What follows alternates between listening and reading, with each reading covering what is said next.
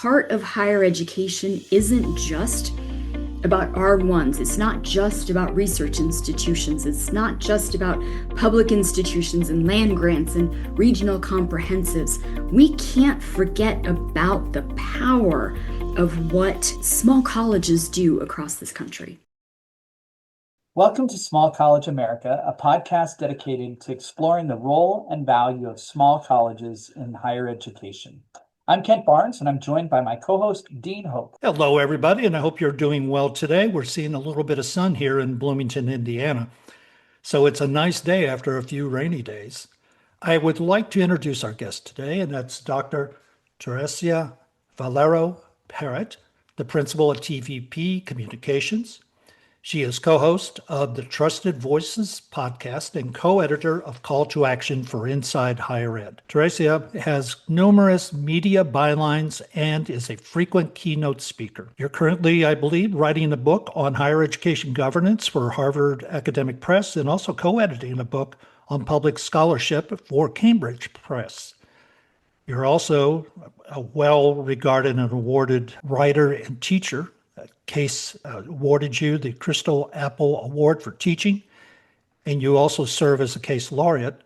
And in 2024, PR News honored her as an industry leader for her strategy work, and in 25, Diverse listed her as among the women making a difference in academia. She is the secretary of the board for the PRSA, that's the Public Relations Society of America, co-chairs the American Marketing Association Higher Education Symposium, and also serves on the board of the PRSA Foundation. She enjoys having time outdoors, when she has it, in Colorado with her husband and dogs, and volunteering with the arts community and organizations in Denver, Colorado. You are one busy person. And I am. Overcommitted would be another way that my team describes me. Yes.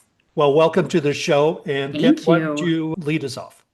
Dean, we truly have a star with us today, and Teresa. Thank you. She is awesome, as evidenced by your introduction. Teresa, first, we just would like to have our listeners get to know you a little bit, know a little bit about your journey to where you are now. So could you tell us a little bit about your journey into higher education communications and what led you into the field? What experiences have shaped your perspective on how colleges tell their stories? And tell us a little bit about your firm, TVP Communications.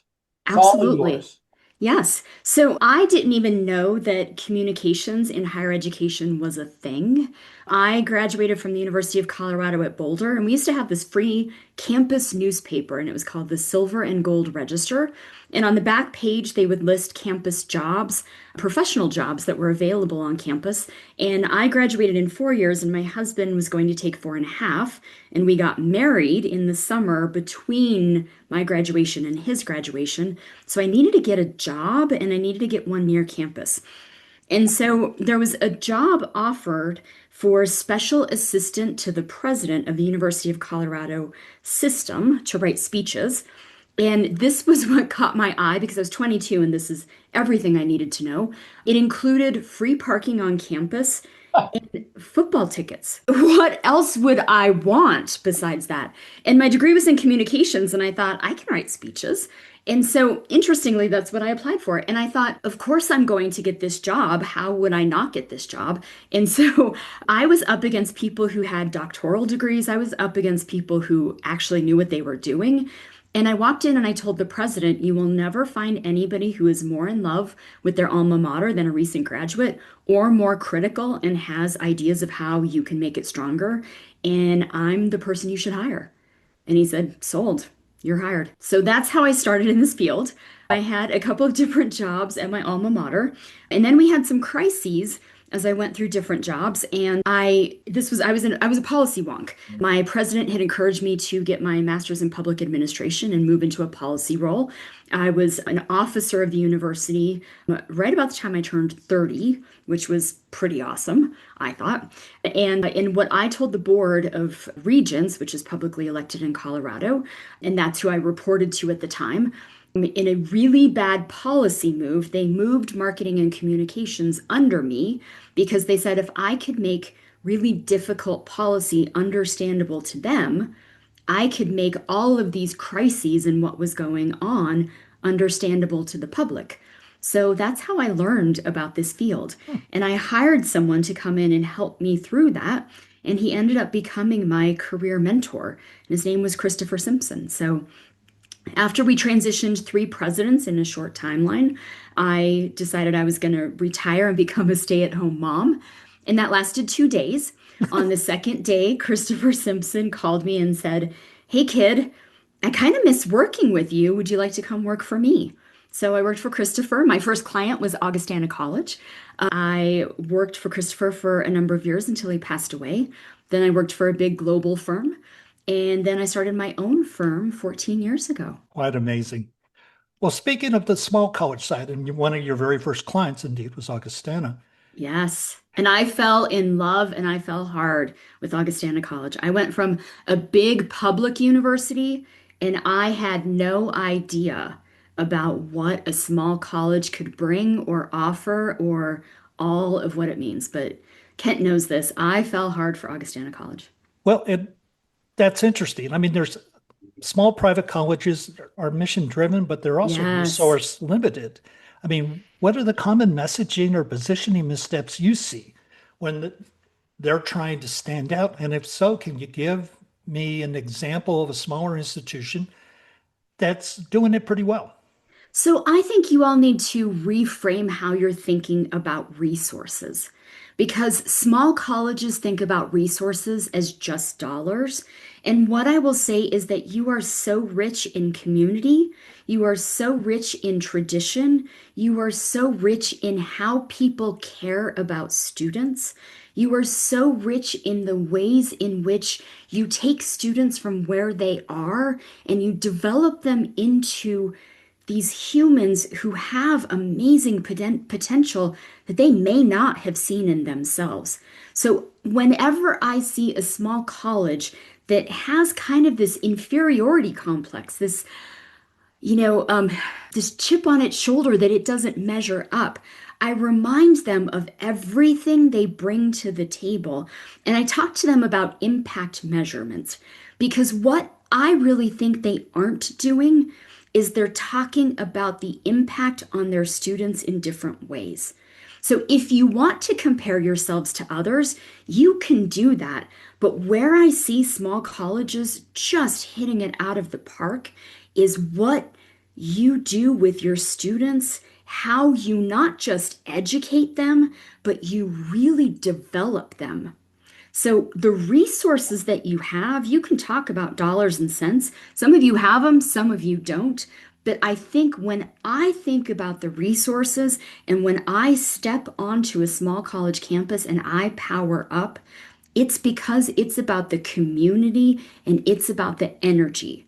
So everybody should think differently about how you're defining resources. Taking that in mind, can you Yes. give an example of who you think is doing that? An example or two. And I'm not asking you to try to say who's number one or anything else, but I'm Huh? curious about, if you were looking at a place and you were another small college and go, these guys are doing it right. I think you can go to any campus and there are things that they are doing right. So I'm going to go to Augustana Okay. and their traditions and the ways that they bring people together and the humanity that they have for each other and the way in which once you are a part of that family. And I don't always like when campuses say we're a family because sometimes that's a dysfunction and other times it's a benefit. But at Augustana, I'm going to say it's a family. And I've experienced that family in so many different ways and at so many different levels. I'm genuine when I say I love that campus. Augustana does it right. I can go to the West Coast and I can look at an institution like Scripps College, which is a women's college, and I can think about the value that they bring to their students, both being part of the Claremont Consortium, but also the very specific way in which they talk about their students and they encourage activism and they don't shy away from telling their students, yes, absolutely push up against us and we welcome that. And we want for you to be bold women who are going to push back against the status quo. I was just recently at Smith College, And I walked onto that campus and I thought to myself, my daughter had an amazing experience at an R1 institution, but heck, I wish she would have considered this. Mm. And I can go to other small campuses across the country. There's so many on my mind. Every single one of those, I step onto those campuses. Harvey Mudd is a great example. I think I go onto those campuses, and those students are so smart. Every time I go, I am reminded I am not the smartest person in this room, on this campus, in this zip code.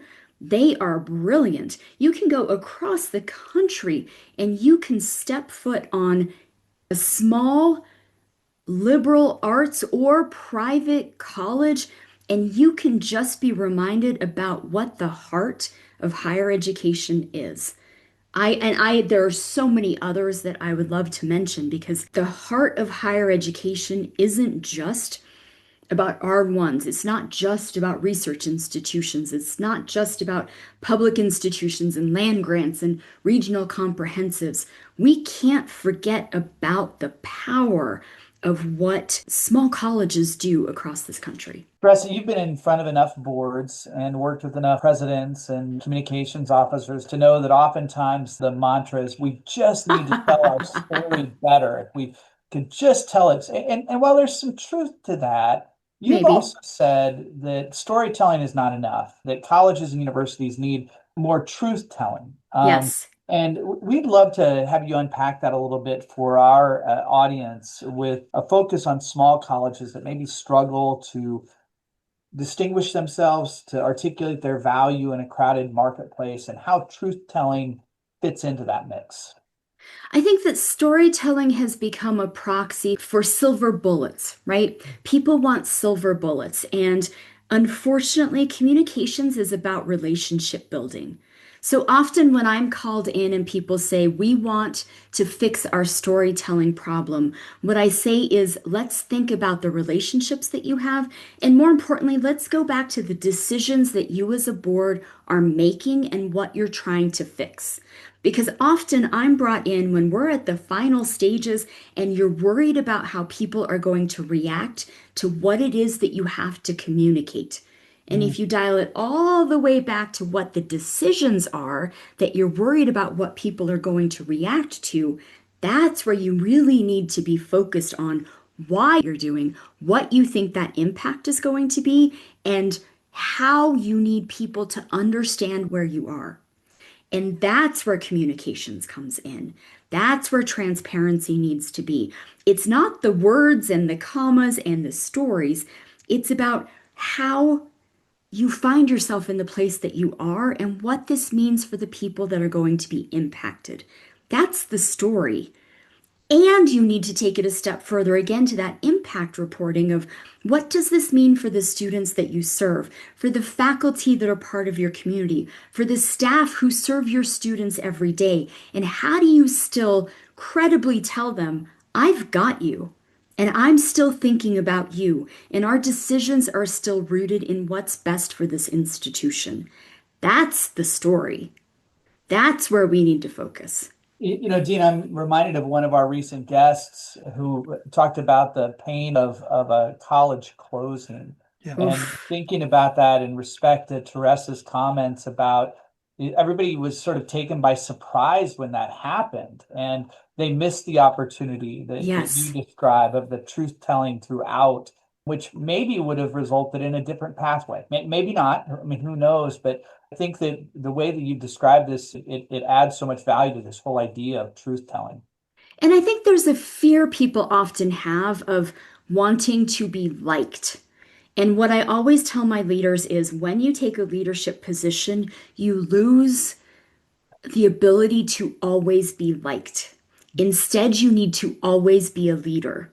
And if you truly are a leader who is transparent, who is collaborative, who tells people maybe not always what they want to hear, but is true, and that you are trusting them with what's really going on, you are more likely to be liked because you are going to be trusted. And that really is what leadership is about. You and Aaron Hennessy, right? Yes. Absolutely. You've launched a Trusted Voices podcast, which has become one of the more insightful conversations about leadership and communication in higher ed. I hear through my podcasting community, they speak very highly of it. How has your podcasting shaped your own view of authentic communication? And do you see opportunities for smaller colleges to use podcasting as a platform for storytelling or leadership visibility? Absolutely. I love podcasting. And here's one of the things I'll say I think is great. A number of people doubt this, but this is true. I'm an introvert.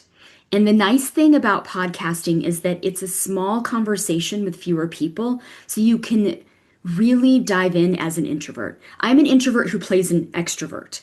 So I can be on a stage and I can talk to people because you have a distance between you, right? And I can really thrive in a podcast because it's a smaller setting and I can have a more intimate conversation with others. But what I have seen with podcasting is that a lot of higher education leaders are also introverts. And it gives them a safe space to talk about things that they wouldn't talk about otherwise. So, as an example, in talking about a small college, we had Reggie DeRoche, who is president of Rice University, big university, but he was able to talk to us about a couple of months after he took on the Rice presidency, he was diagnosed with prostate cancer.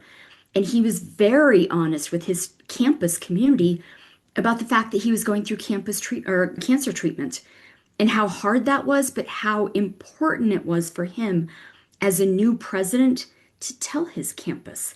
We had the president of Holy Cross, and he came and he talked to us. He was our very first guest, and I'm so honored that he was willing to be our first guest, so thank you.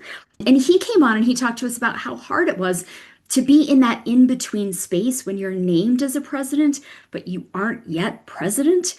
And so you're trying to balance these two jobs and you're trying to do both of them. And everybody wants to meet you, but you still have that responsibility to your home campus where you still are and you're getting paid to do the job well and to close it out. And how do you balance and still try to make new relationships and live up to the expectations of this campus that's so excited to have you?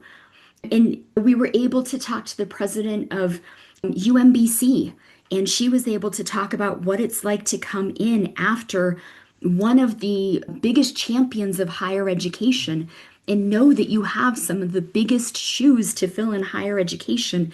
And everybody is waiting to see, are you going to fill those shoes or are you going to chart your own course? So, podcasting allows you to talk to people and ask them about what everybody really wants to know, but give them a safe space to tell their own stories about their leadership journey. You know, I was involved in a podcasting conference last July up in Chicago. First time. Yes, I missed it. I was in Italy. And so I'm so We'll bring sorry it to to you. say I was in the Dolomites. And so I thought of all of you as I ate tiramisu on top of a mountain. Yeah, well, you didn't think long. I can tell you that. But you know, one of the things that we heard is we had a lot of very new colleges and a lot of small colleges come up. Yes. And they asked a pretty simple question, and that was, how do I know if I'm being successful? And is this working? I mean, do I look at the ratings? How do I figure that out? Can you give kind of a short answer to that question? What would you tell a president or head of communication about that? So this is how we've described it. And we're very careful to think, are we producing a vanity project? Yeah, probably. And also, we're having fun. And we know that we think we're having good and different conversations about the industry. So we just dropped a new podcast episode yesterday. And in this one, we're talking about, is the definition of shared governance shifting so that now the federal government thinks they need to be part of shared governance? Wow. That's a new conversation. So we thought that was kind of a fun way to talk about that. And we brought in a reporter and a lawyer. That's kind of a fun way to talk about something that's different. And if we think we are still finding it fun and engaging and different, maybe those are the metrics that we need to be thinking about, because the second we aren't engaged and we aren't having fun, that's going to show. And that's when it's time to go ahead and close it out. And we still get our metrics and we still want to have more people, but also there is something about having the energy behind it and something new. That's great. Well, on the topic of governance, you have a book that you're working on Yes. that's going to come out. And you, of course, remember my now retired boss, Steve Balls, was all about shared governance. Yes. Tell us a little bit about governance and communication patterns and what you see, how you see those break down the most, especially at smaller colleges. So here is my confession about that book. We have not done anything for a few months, and we just talk on Slack and we say every other day, we need to rewrite those chapters that we've already written. We need to rewrite what we talked about with X, Y, or Z. So we'll see. We're going to ask for an extension because when we pitched this book about a year ago, the world was in an entirely different place in higher education. Yep. And the chapters that we outlined and how we talked about this, it was kind of it's a guidebook for boards and presidents and aspiring presidents to think about how higher education should be thought of and modeled for efficiency on a governance framework and standpoint. And now we're thinking, holy moly, we're kind of inventing something new, right? Because these are going to be new models, these are going to be new approaches, and we can't just talk about what has been. Instead, we are now becoming sense makers for what is and what is coming. So, communications is going to be critically important in that because our boards and our presidents are going to have to reassure our campuses again that we've got this and we've got you in ways that we've not had to do in recent history. We've had to do it in history, but not in recent history. And we're going to have to do it with new types of communications vehicles than we've had in the past. And we're going to have to do it in ways where we are dispelling myths and conspiracy theories and other communicators that may be moving faster than we are, or that we're able to because of shared governance and respecting bringing others into the conversation because it's the right thing to do. Teresa, I'm going to go off script for just a moment before Go Dean for asks it. you a final question. Given the fact that you've got to do some sense making and meaning making of the moment, and this moment isn't just going to pass at the end of this administration, can you point to the fact, have we not communicated well with the federal government and the people of the United States of America? Is that why we face this moment? Do you have any thoughts on that?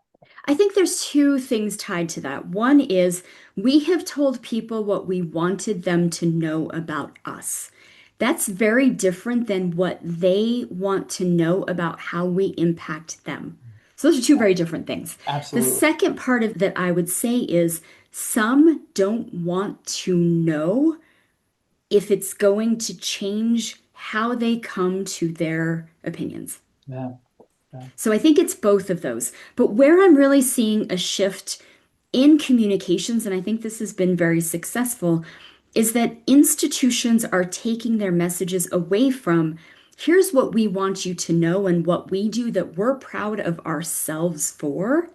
And those are the lofty things, and those are the things that feel so removed from everyday people's lives. And they're shifting those communications to say, here is what we are doing to help our students. Yeah. Here is what we are doing to change communities. Here is what we are doing to impact your lives.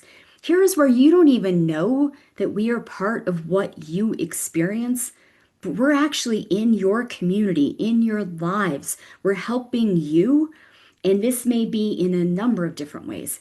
I was just talking to the president of Grinnell College, and they are so embedded in their community that they really are almost a second arm of the government. So when the community couldn't afford to keep the daycare center going, the college took it over. When the local golf course closed, the college bought it. And what they said is, we have no business running a golf course, but the community uses the golf course and it's an integral part of a community. They are making sure, I was just talking to the president today, that if there is food insecurity that comes from SNAP, and today's October 30th, from SNAP not being available to people in 2 days, that we are helping to supplement food available to our community and Grinnellians, which goes well beyond where the sidewalk ends on our campus, right?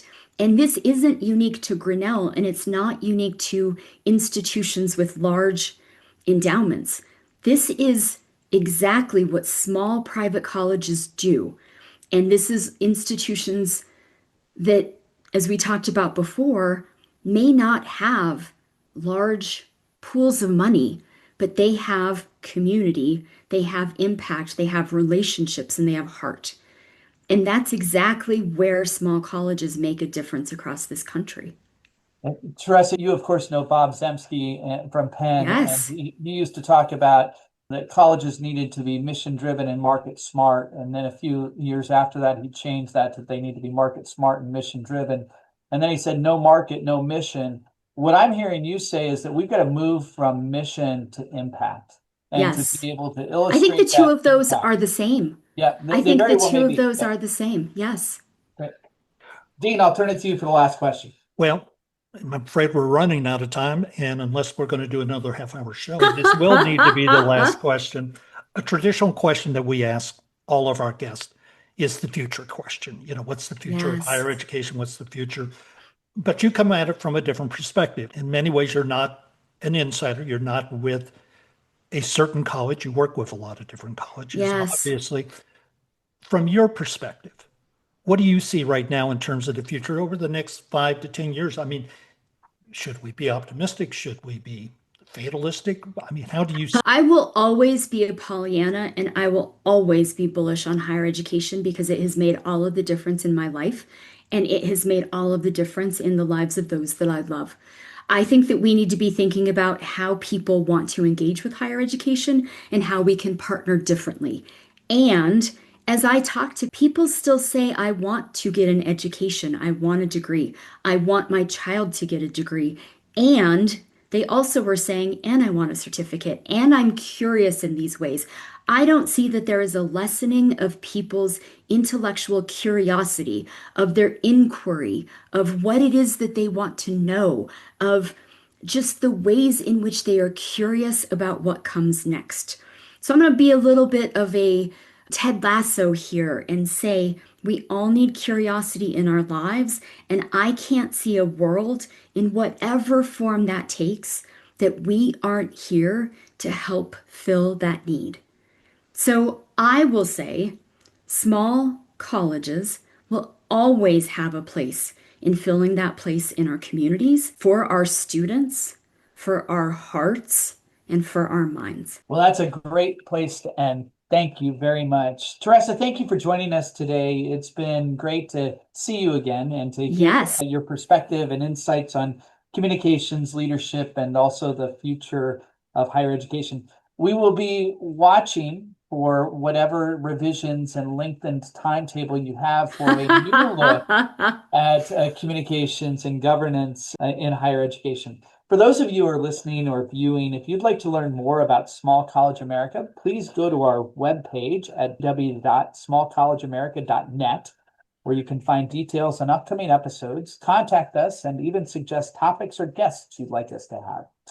This episode of Small College America is made possible with underwriting support from Perspective Data Science, a firm specializing in AI-powered tools and data solutions, including the Financial Compass platform. On behalf of our guest, Teresa Valerio Parrot, and my co-host, Dean Hoke, and myself, thank you for listening.